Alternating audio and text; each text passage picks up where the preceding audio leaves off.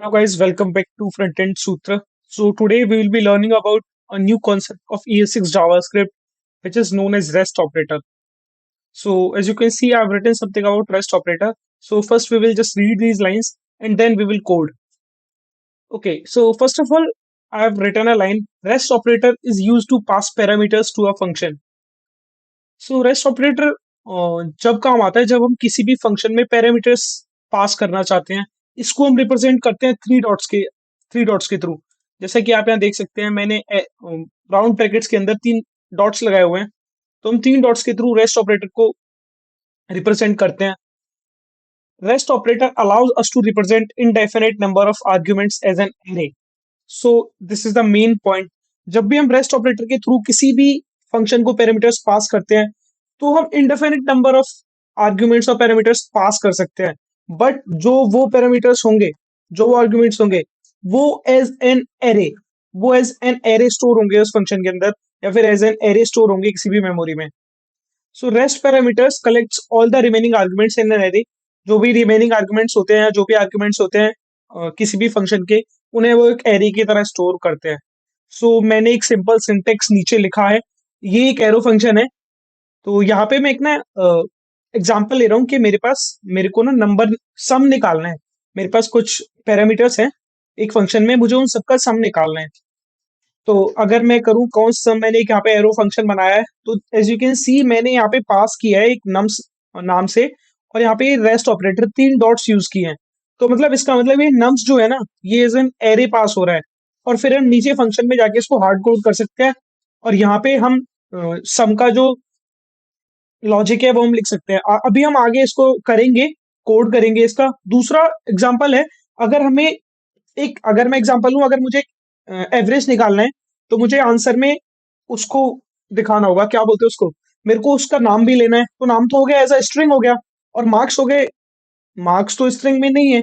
तो हम यहाँ पे क्या कर रहे हैं, मैंने यहाँ पे दो पैरामीटर्स पास किए, नाम और मार्क्स। मैंने मार्क्स के साथ रेस्ट ऑपरेटर यूज किया है।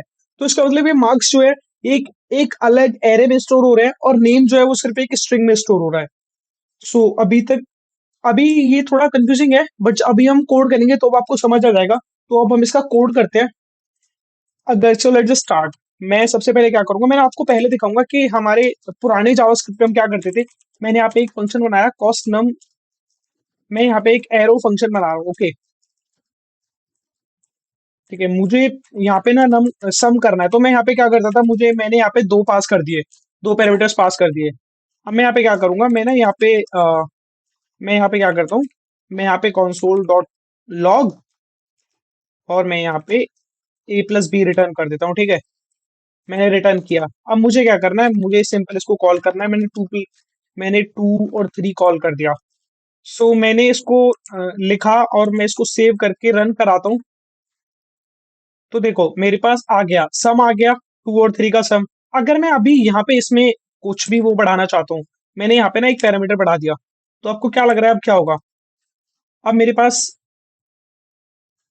जो आंसर आएगा वो सिर्फ स्टार्टिंग के दो पैरामीटर्स का आएगा, चाहे से मैं इसमें कितने भी पास कर लूं। ओके, तो अगर हमारे पास रियल लाइफ, अगर जब हम कोड कर रहे होंगे और हमारे पास ऐसा कुछ आ जाएगा, तो हमें फिर बार बार जाके यहाँ पे जो हमने फंक्शन बनाया, जहाँ पे हमने पैरामीटर्स दिए हैं, यहाँ पे हमें चेंज करना होगा। देखो सिर्फ स्टार्टिंग के दो नंबर्स का सम दे रहा है। इसके लिए ES6 जावास्क्रिप्ट ने एक ऑपरेटर को डिस्कवर किया जिसका नाम है रेस्ट ऑपरेटर। अब हम रेस्ट ऑपरेटर के बारे में पढ़ेंगे, रेस्ट ऑपरेटर को कोड करेंगे। मैंने यहाँ पे एक दोबारा से बना लिया है एक एरो फंक्शन। ठीक है, अब मुझे क्या करना है, मैं ना यहाँ पे पहले ही दे देता हूँ भाई कि मैंने रेस्ट ऑपरेटर का यूज किया, मैंने लगा लिया नम्स। अब भाई इसमें ना ये नम्स जो है, भाई इसमें कितने भी, जितना यूजर चाहे उतने नंबर पास करे इस फंक्शन को कॉल करते टाइम। मैं क्या करूंगा, मैं यहाँ पे ना ये नंबर है, अभी नम्स जो है ये एरे है, जैसा अभी हमने पहले डिस्कस किया था। रेस्ट ऑपरेटर जो पैरामीटर्स होते हैं उनको एज एन एरे लेता है। अब ये नम्स में, अब हम नम्स का मुझे सम करना है, तो मैं इसमें सिंपल जो एरे के सम वाला लॉजिक होता है हम वो अप्लाई करेंगे। तो मैंने यहाँ पे let sum is equal to 0 कर दिया है। ठीक है, अब मैं यहाँ पे फॉर लूप लगाऊं। मैं अभी तो फॉर लूप लगा रहा हूँ क्योंकि अभी हमने फॉरेन लूप नहीं पढ़ा है। जब फॉरेन लूप या फॉरेन लूप पढ़ेंगे तो उससे बहुत ईजी हो जाएगा। मैंने for let I is equal to मैंने 0 से स्टार्ट किया। अब हमें क्या करना है, हमें नम्स वाले ऑपरेटर पे कर रहे हैं, तो हमें नम्स की लेंथ ही तो लेनी होगी। तो मैंने नम्स डॉट लेंथ किया और यहाँ पे आई प्लस प्लस किया, और मैंने अपना सम वाला लॉजिक लिख दिया सीधा। Sum is equal to sum plus nums का ith element. Okay, sorry, nums का ith एलिमेंट हो गया। ठीक है, मैंने यहाँ पे क्या किया, मैंने यहाँ पे अपना सॉरी मैंने यहाँ पे ना अपना लॉग कर दिया कि भाई सम इज, मैंने यहाँ पे सम कर दिया।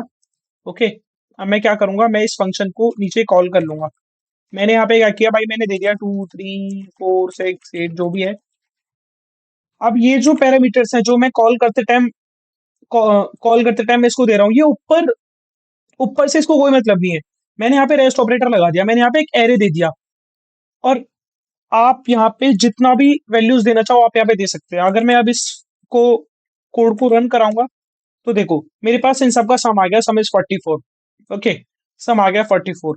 अभी जैसे हमने पिछले एग्जांपल में देखा था कि पिछले हमने देखा था कि हमने एक और एग्जांपल लिया था जिसमें हम एक स्ट्रिंग और मार्क्स, एक स्ट्रिंग और एक एरे दोनों पास कर रहे थे, तो हम वो वाला एग्जांपल भी देख लेते हैं। अब मैं क्या करूंगा, अब लेट्स जस्ट थिंक कि हमें एवरेज मार्क्स निकालने हैं। ठीक है, तो मैं यहाँ पे क्या करूंगा, मैंने ना यहाँ पे मैं यहाँ पे एक फंक्शन बना लेता हूँ, कैल्क एवरेज। ओके, मैंने यहाँ पे किया। अब मैं यहाँ पे क्या करना है भाई, मुझे ना एक तो पहले यूजर का नाम लेना, स्टूडेंट का नाम लेना, और मुझे उसके मार्क्स ले लेने हैं।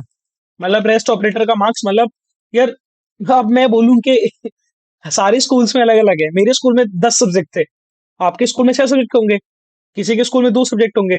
तो ये मतलब ऐसे ले रहे हैं कि कितने भी मार्क्स सब्जेक्ट में मार्क्स हो सकते हैं, कितने भी सब्जेक्ट के मार्क्स हो सकते हैं। ठीक है, अब मैं क्या करूंगा, मैं ना यहाँ पे सिंपल जो हमारा मार्क्स है, जो हमारे मार्क्स हैं, हम पहले इन सबका एवरेज, हम इनका एवरेज कैलकुलेट कर लेंगे।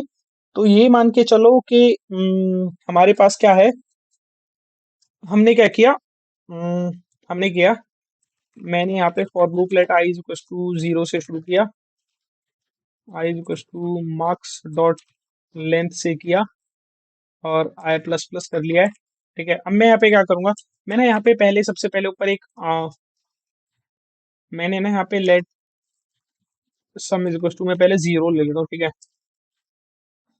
सॉरी, अरे सॉरी, मैंने ना यहाँ पे let sum is equal to 0 ले लिया। अब मैं क्या करूंगा, मुझे क्या करना है, मुझे सबसे पहले तो अपना सिंपल सम सम निकालना है। पहले तो मुझे टोटल सम निकालना है, तो मैं टोटल सम के लिए वही पुराना वाला logic, sum is equal to sum plus marks का ith एलिमेंट। ठीक है, अब हमारा सम निकल जाएगा।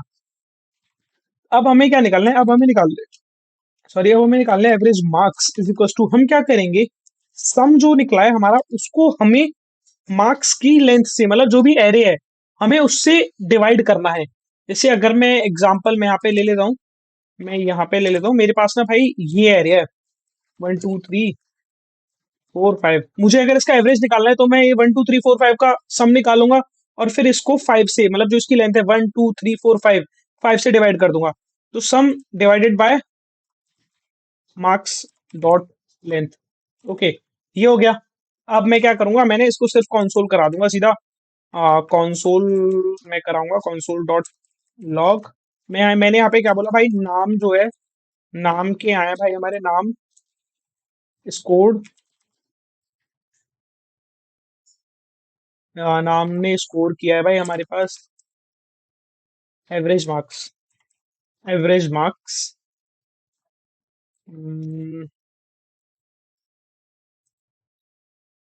Average marks. ओके, अब मैं क्या करूंगा, अब मुझे क्या करना है, मुझे सिंपल, अब मैं इस कॉल के एवरेज वाले फंक्शन को कॉल करूंगा। मैंने भाई यहाँ पे नाम दे दिया पहले स्ट्रिंग में, आकाश। ठीक है, अब मुझे क्या करना है, मुझे वो सब नंबर्स दे देने अपने अब इस स्ट्रिंग के बाद जितने भी मैं जो भी पैरामीटर आर्गुमेंट दूंगा वो सारे एक एरे में स्टोर हो जाएंगे, जो कि मार्क्स वाले एरा हमने ऊपर बनाया था, मार्क्स एरे। यहाँ पर मैं 2 3 4 5 6 7 और 8 मैंने ये दे दिया। ठीक है, मैंने इसको सेव किया और मैंने इसको कॉल किया। सो देखो मेरा जो एवरेज मार्क्स है, आकाश स्कोर्ड 5 मार्क्स, तो बहुत कम नंबर है, वैसे एवरेज मार्क्स मेरे बहुत कम है। तो इसने क्या किया, देखो 4 3 7 2 9 और 5 14 और 6 20, 20 और 15 35, 35 को 7 से डिवाइड कर दिया इसने, तो वो 5 आ गया। तो ऐसे ये काम आता है। तो अगर इसका मैं कंक्लूड करूं तो रेस्ट ऑपरेटर में हम किसी भी फंक्शन में एज अ रेस्ट ऑपरेटर की हेल्प से किसी भी फंक्शन में अगर हम पैरामीटर्स देंगे तो वो उन पैरामीटर्स को एक एरे की तरह स्टोर करेगा, और फिर हम उस एरे पे कोई भी ऑपरेशन अपने उस फंक्शन के अंदर लगा सकते हैं और फिर उस फंक्शन को कॉल कर सकते हैं इजीली। सो आज के लिए इतना ही। Thank you so much for watching.